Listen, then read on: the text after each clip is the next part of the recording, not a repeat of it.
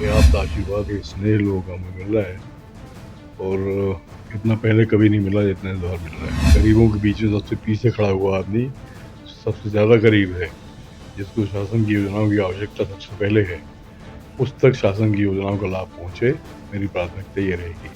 नमस्कार, मैं ब्रजेश सजक इस वक्त मौजूद हूँ सागर जिले की देवरी विधानसभा में, जहां विधानसभा चुनाव को लेकर सरगर्मियां तेज हो गई हैं। भाजपा और कांग्रेस दोनों पार्टियां लगातार क्षेत्र में प्रचार प्रसार कर रही हैं, साथ ही एक दूसरे पर आरोप प्रत्यारोप लगा रही हैं। आज हमारे बीच मौजूद हैं देवरी विधानसभा से बीजेपी प्रत्याशी और क्षेत्र के कद्दावर नेता, जिन्हें लोग बड़े स्नेह से प्यार से गुड्डा भैया नाम से पुकारते हैं। हम उनसे आपको रूबरू कराएंगे। आप लगातार क्षेत्र में घूम रहे हैं और जनता से संपर्क में हैं, तो आपको क्या जन समर्थन स्नेह आशीर्वाद प्राप्त हो रहा है? पर्याप्त आशीर्वाद और स्नेह लोगों का हमें मिल रहा है और इतना पहले कभी नहीं मिला जितना इस बार मिल रहा है। अच्छा, क्षेत्र की क्या ऐसी समस्याएं हैं जिनको लेकर आप मतलब पिछले कांग्रेस के कार्यकाल में शिकारी नहीं हो पाए? 10 वर्षों में यहाँ भाजपा के विधायक हैं, जी। तो वर्तमान में जो समस्याएं हैं उसके बारे में तो वही बता पाएंगे, कितना कर पाए कितना नहीं कर पाए। वो जहाँ तक मेरा प्रश्न है, मेरे पास जो भी आता है, जो भी काम लेके आता है, पूरे मन से और पूरे वचन से मैं उसकी मदद करने की कोशिश करता हूँ। देवरी विधानसभा क्षेत्र के ऐसे क्या क्या मुद्दे हैं जिनको लेकर आप जनता के बीच जा रहे हैं? सबसे बड़ा मुद्दा तो है यहाँ आतंक का। जो आतंक का वातावरण यहाँ बना हुआ है और निरंतर अराजकता जैसी स्थिति यहाँ है, लोग भटक रहे हैं। पटवारी खसरा भी बंद देने को तैयार नहीं है, पुलिस में रिपोर्ट नहीं लिखी जा रही है। ऐसी छोटी छोटी तरह तरह की समस्याएं हैं जिनको लेकर के स्ट्रगल करना पड़ेगा।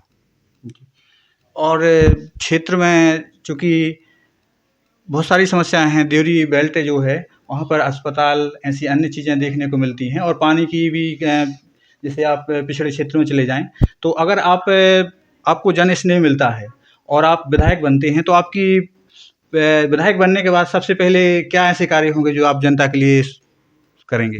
सबसे पहली प्राथमिकता होगी कि गरीबों के बीच में सबसे पीछे खड़ा हुआ आदमी सबसे ज़्यादा गरीब है, जिसको शासन की योजनाओं की आवश्यकता सबसे पहले है, उस तक शासन की योजनाओं का लाभ पहुँचे, मेरी प्राथमिकता ये रहेगी। रही बात आपने अस्पताल में कही, तो उसके लिए मेरा आपको सुझाव है कि आप खुद जाकर के अस्पतालों की हालत देख लीजिए, पीने के पानी की हालत देख लीजिए। हालांकि जैसे हमारे सांसद जी जल मंत्री बने हैं केंद्र में, तब से उन्होंने केसली और देवरी के लिए पानी भर दिया है। मध्यम और लघु परियोजना काम ऐसा नहीं होता कि आपने आज शुरू किया और कल पूरा हो गया। So it will take time, इसमें समय लगता है। कैनाल्स बनी, नहरें बनेगी, खुदाई होगी, मुआवजा की प्रक्रिया में लगे, तो लेकिन पानी पर्याप्त हो गया है। ये पानी की अब कहीं दिक्कत है, बहुत 2-5% कहीं जगह यूज रहे हो, अदरवाइज पर्याप्त। अभी मुख्यमंत्री जी आए जन संबोधित करने, तो मुख्यमंत्री जी आने के बाद क्या क्षेत्र का माहौल है? बहुत अच्छा माहौल है और मुख्यमंत्री काम किए हैं सागर में। पहली तो घोषणा उन्होंने की लाड़ी लक्ष्मी की, उसका बहुत ज़्यादा प्रभाव हमारे ग्रामीण क्षेत्रों में देखने को मिल रहा है। दूसरा, संत रविदास जी का मंदिर 100 करोड़ रुपए का सागर में बनाने की उन्होंने घोषणा की है। भी हमारे हरिजन समुदाय में काफ़ी करंट है, काफ़ी खुशी है और लोग उनके आभारी हैं। क्षेत्र में चूँकि देवरी विधानसभा क्षेत्र जो है वो आदिवासी बाहुल्य क्षेत्र है, तो आदिवासी वोटरों को अगर लुभाने के लिए या कह सकते हैं कि आदिवासी वोटर भाजपा की ओर कैसे आकर्षित हों, इसके लिए आपके क्या कदम हैं या क्या प्रयास कर रहे हैं भाजपा? भारत सरकार या प्रदेश सरकार जो भी योजना बनाती है, वो मुंह देख के नहीं बनाती कि ये आदिवासी के लिए है, ये हरिजन के लिए है, ये सामान्य वर्ग के लिए है।